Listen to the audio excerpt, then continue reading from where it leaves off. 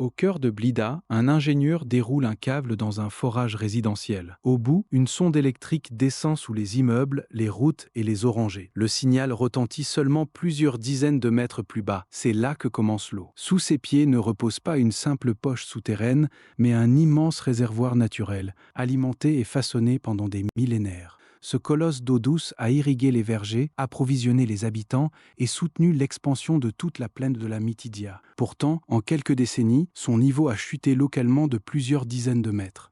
Les pompes doivent descendre toujours plus bas, tandis que le recul reste invisible depuis la surface. Comment une réserve aussi vaste et productive a-t-elle pu s'affaiblir si rapidement? Pour le comprendre, il faut remonter bien avant la naissance de Blida, jusqu'au torrent dévalant de l'Atlas. Chaque hiver, l'Atlas blidéen se transforme en chantier. La pluie s'infiltre dans les fissures, détache des fragments de roches et gonfle les oueds. En dévalant les pentes, les torrents emportent des blocs, des graviers, du sable et des limons. Leur vitesse leur permet de déplacer cette charge jusqu'au pied de la montagne. À l'entrée de la Mitidia, la pente diminue brutalement. L'eau ralentit et perd sa force de transport. Les éléments les plus lourds tombent d'abord. Blocs et galets s'accumulent près des reliefs. Plus loin se déposent les graviers, puis les sables. Les particules fines, comme les limons et les argiles, peuvent poursuivre leur route jusque dans les zones les plus basses de la plaine. Chaque crue ajoute ainsi une nouvelle couche en forme d'éventail au débouché des vallées. C'est un cône de déjection. Pendant des dizaines de milliers d'années, les torrents ont déplacé leurs chenaux, recouverts d'anciens dépôts et superposé de nouveaux matériaux. Les épisodes violents ont apporté des galets grossiers. Les périodes plus calmes ont laissé des lits de sable ou des voiles d'argile. L'ensemble se lit comme un livre géologique dont chaque page correspond à un ancien épisode d'érosion et de dépôt. L'aquifère de la Mitidia n'est donc ni une caverne remplie d'eau, ni une immense poche enfouie. C'est un empilement irrégulier de matériaux poreux. L'eau occupe les minuscules espaces entre les grains de sable, les graviers et les galets, puis circule à travers les couches suffisamment perméables. Les niveaux argileux freinent localement son passage et peuvent séparer plusieurs zones saturées. Cette architecture explique la puissance du réservoir. Les couches grossières stockent et transmettent de grands volumes d'eau, tandis que les couches plus fines ralentissent certains écoulements. Le désordre laissé par des milliers de crues constitue précisément l'infrastructure naturelle qui rend cet aquifère exceptionnel. Pour rester plein, le géant doit respirer. Son inspiration commence à la surface, lorsque l'eau franchit le sol et rejoint les couches perméables de la Mitidia. Les sables grossiers, les graviers et les galets fonctionnent comme une éponge au port largement ouvert. L'eau y pénètre facilement et peut circuler sur de grandes distances. Les limons et les argiles forment des horizons beaucoup moins perméables. Ils ralentissent les mouvements verticaux, dévient certains écoulements et compartimentent parfois le réservoir en plusieurs niveaux reliés de manière inégale. La pluie constitue une première source de recharge. Une partie s'évapore ou alimente la végétation. Une autre s'infiltre directement dans la plaine, surtout là où les sols et les dépôts superficiels laissent rapidement passer l'eau. L'Atlas blidéen fournit une contribution essentielle. Les précipitations tombées sur les reliefs ruissellent vers le nord, empruntent les ravins, puis atteignent les cônes alluviaux au pied des montagnes. Là, les lits de galets et de graviers offrent des voies d'entrée privilégiées vers les profondeurs. Certains oueds participent aussi à cette alimentation. Lorsque leurs lits traversent des terrains perméables, une partie du débit s'échappe vers le sous-sol. L'échange peut varier selon le niveau de la nappe, la saison et l'état du lit. Un oued chargé après une crue peut ainsi transmettre de l'eau à l'aquifère pendant une période limitée. Cette respiration n'a rien de régulier. Durant les années humides, les pluies fréquentes, les crues et les ruissellements augmentent les infiltrations. Le niveau souterrain peut alors remonter, parfois avec un décalage de plusieurs semaines ou de plusieurs mois. Une sécheresse prolongée réduit les apports, assèche les cours d'eau temporaires et limite la quantité d'eau qui atteint les couches profondes.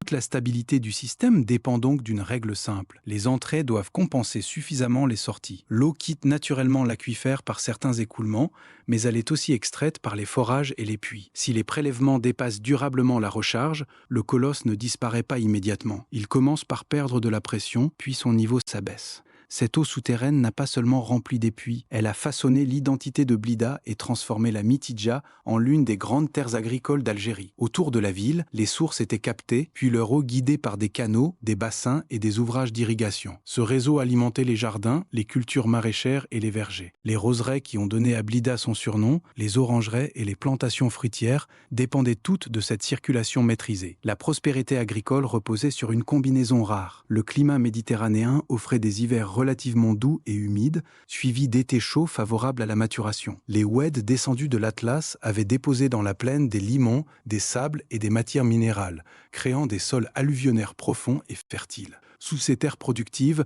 l'aquifère fournissait une réserve capable de soutenir les cultures lorsque la pluie devenait insuffisante. Pendant longtemps, cette eau a semblé presque inépuisable. Son niveau était plus proche de la surface, ce qui facilitait son accès par des puits peu profonds. À certains endroits, la pression naturelle pouvait même faire remonter l'eau sans pompage important. Dans les champs, l'abondance était visible à travers les rigoles pleines, les arbres irrigués et les récoltes renouvelées. Mais chaque agriculteur n'observait qu'une petite partie du système. Un puits continuait à donner, un canal restait alimenté, une parcelle verdissait. Rien ne révélait immédiatement l'état général du réservoir. Les prélèvements dispersés semblaient indépendants, alors qu'ils puisaient tous dans le même colosse souterrain. Près de la ville ancienne, il faut garder en mémoire une image précise, celle d'une source jaillissant librement, avec une eau assez abondante pour rejoindre les jardins, sans qu'une pompe la force à sortir. Cette source reviendra plus tard dans notre histoire. Elle permettra de mesurer, mieux qu'un graphique, tout ce qui a changé sous Blida. Le changement décisif commence lorsque les moyens d'extraction deviennent plus puissants. Les puits traditionnels, limités par leur profondeur et leur débit, cèdent progressivement la place aux forages équipés de pompes motorisées. Une exploitation peut désormais atteindre des couches plus profondes,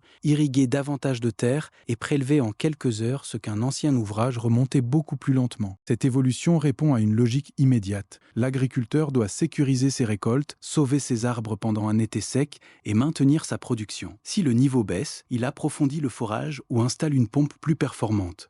Son choix est rationnel à l'échelle de sa parcelle. Des centaines de choix identiques finissent pourtant par peser sur le même réservoir. Au même moment, Blida s'étend et la Mitidja se transforme. De nouveaux quartiers, des routes, des zones d'activité et des bâtiments occupent des surfaces où l'eau pouvait auparavant pénétrer dans les sols. Une partie des pluies ruisselle désormais sur le béton et l'asphalte, rejoint les réseaux d'évacuation ou quitte rapidement la zone. Certaines terres agricoles changent aussi d'usage, réduisant localement les espaces disponibles pour l'infiltration. La ville en croissance exige de l'eau potable. Les activités industrielles en consomment également. L'agriculture intensifiée doit alimenter des marchés plus vastes et maintenir des rendements réguliers. Ces demandes ne remplacent pas les précédentes, elles s'ajoutent les unes aux autres, tandis que de nouveaux captages apparaissent dans toute la plaine. La recharge naturelle, elle, reste dépendante des pluies, des oueds et de l'infiltration venue de l'Atlas. Durant les périodes prolongées de sécheresse, les précipitations diminuent, les écoulements deviennent moins généreux et l'aquifère reçoit moins d'eau. Certaines décennies cumulent ainsi deux mouvements opposés, des apports réduits et des prélèvements en hausse. Aucun forage isolé ne vide la Mitidja. Aucun quartier ne suffit à bloquer sa recharge. Aucun agriculteur, habitant ou industriel ne provoque seul la crise. Le déséquilibre naît de leur accumulation parce que chaque besoin local est satisfait sans que le bilan général soit immédiatement visible. Lorsque les sorties dépassent durablement les entrées, le paysage peut rester intact. Les immeubles tiennent, les champs continuent de produire et l'eau sort encore des robinets. Sous cette apparente normalité, une mesure commence pourtant à changer. Pour atteindre l'eau, il faut descendre toujours plus bas. Cette descente porte un nom, le rabattement. Il désigne la baisse du niveau de la nappe lorsqu'on prélève davantage d'eau qu'elle n'en récupère. D'une saison à l'autre, le changement peut sembler minime. Accumulé pendant plusieurs décennies, il oblige pourtant à chercher l'eau beaucoup plus profondément. Les comparaisons piézométriques disponibles doivent être interprétées avec prudence, car les mesures varient selon les périodes, les méthodes et les secteurs. Elle signale néanmoins, autour de Blida et dans certaines parties de la Mitidja, des baisses locales pouvant dépasser 30 mètres. Ce chiffre ne décrit pas toute la nappe de façon uniforme. Il révèle des zones où la pression est devenue particulièrement forte. Sur le terrain, le rabattement apparaît d'abord dans les ouvrages de captage. Un puits autrefois productif fournit moins d'eau. Une pompe aspire de l'air plus tôt qu'avant. Un forage doit être approfondi, remplacé ou équipé d'un matériel capable de remonter l'eau depuis un niveau inférieur. Chaque adaptation augmente les coûts d'électricité, d'entretien et d'irrigation. Pour l'agriculteur, la réponse reste logique. Si le débit diminue, il faut pomper plus efficacement ou descendre plus bas pour protéger la récolte. Lorsque de nombreux exploitants font le même choix, les prélèvements s'intensifient dans un réservoir déjà affaibli. Le forage plus profond résout temporairement un problème individuel tout en aggravant la pression collective. Plus au nord, près du littoral, une autre menace apparaît. L'eau douce souterraine exerce normalement une pression qui limite l'avancée de l'eau de mer. Si son niveau baisse suffisamment, cette barrière hydraulique s'affaiblit et l'eau salée peut progresser dans l'aquifère. Un captage contaminé devient alors impropre à certains usages, tandis que les sels peuvent dégrader les sols irrigués. Inverser cette intrusion exige de réduire durablement les pompages et d'attendre une recharge suffisante, sans garantie de récupération rapide. Le signe le plus compréhensible reste parfois une source. Lorsqu'une eau autrefois jaillissante faiblit, devient intermittente ou disparaît, le rabattement cesse d'être une courbe réservée aux hydrologues. Il devient un débit perdu, un bassin vide, un souvenir transmis par les habitants. Mais une source ne raconte qu'un point précis de cet immense réservoir. Pour savoir si le colosse descend, se recharge ou se salinise, il faut maintenant répondre à une question essentielle. Comment surveiller une masse d'eau que personne ne peut voir? Pour suivre l'aquifère, les hydrogéologues installent un réseau piézométrique. Des forages d'observation donnent accès à la nappe sans servir principalement au pompage. À l'intérieur, des sondes mesurent la profondeur de l'eau, parfois en continu. Ces relevés sont répétés, datés, puis comparés entre plusieurs secteurs et plusieurs années. Chaque mesure devient un point sur une carte. Ensemble, ces points dessinent la surface invisible de la nappe et indiquent le sens de circulation de l'eau. Près des piémonts de l'Atlas blydéen, une remontée après les pluies peut révéler une zone de recharge. Autour des captages intensifs, une dépression en forme d'entonnoir signale un cône de rabattement créé par les pompages. La vitesse de réaction fournit aussi un indice. Certains secteurs montent rapidement pendant la saison humide, puis redescendent dès le retour des besoins agricoles. D'autres évoluent lentement, car l'eau traverse des couches moins perméables. Les séries longues permettent ainsi d'identifier les zones relativement stables,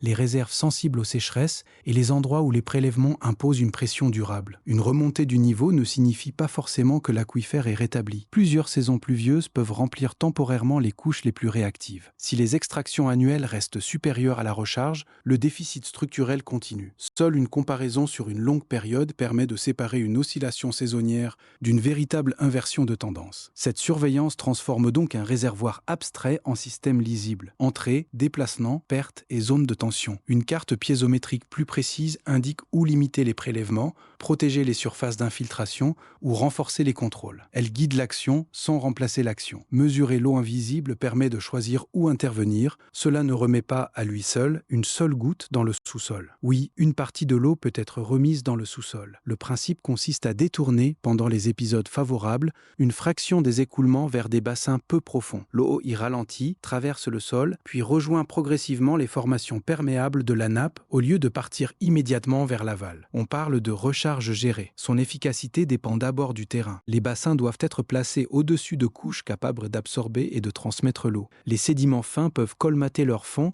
et réduire rapidement l'infiltration. Leur entretien, la mesure des débits et le suivi des niveaux souterrains sont donc indispensables. La qualité impose une autre limite. Une eau chargée en polluants agricoles, urbains ou industriels ne doit pas être injectée dans une réserve difficile à dépolluer. Les volumes disponibles varient également avec les pluies et les besoins en surface. Quelques installations pilotes peuvent soutenir un secteur précis, pas restaurer seul l'ensemble de l'aquifère. Le diagnostic sous Blyda est désormais clair. Les pompages intensifs, l'expansion agricole et urbaine, la réduction de certaines surfaces d'infiltration et les sécheresses ont agi ensemble. Dans plusieurs zones, les prélèvements ont fini par dépasser le renouvellement naturel. Le colosse existe parce que les alluvions de la Mitidja ont stocké pendant longtemps l'eau infiltrée depuis la plaine et les reliefs voisins. Sa taille ne le rend pas inépuisable. Son avenir dépend d'une gestion coordonnée. Protéger les zones de recharge, contrôler la qualité, répartir les usages et ajuster les prélèvements aux réactions observées. Recharger la nappe peut aider. La préserver exige surtout de ne plus lui retirer durablement plus d'eau qu'elle n'en reçoit. Dans le carnet de l'ingénieur, chaque chiffre devient une ligne du récit. Ici, la nappe remonte. Là, elle se stabilise. Ailleurs, elle recule encore. La sonde confirme qu'elle reste menacée et la sorte enfin de l'invisibilité. Première condition pour agir avant l'irréversible. Sous Blyda comme ailleurs, la croissance se voit immédiatement, tandis que les réserves souterraines se renouvellent lentement. Merci d'avoir suivi cette enquête. Dites-nous en commentaire quelles ressources cachées nous devrions explorer, puis découvrez les récits affichés à l'écran.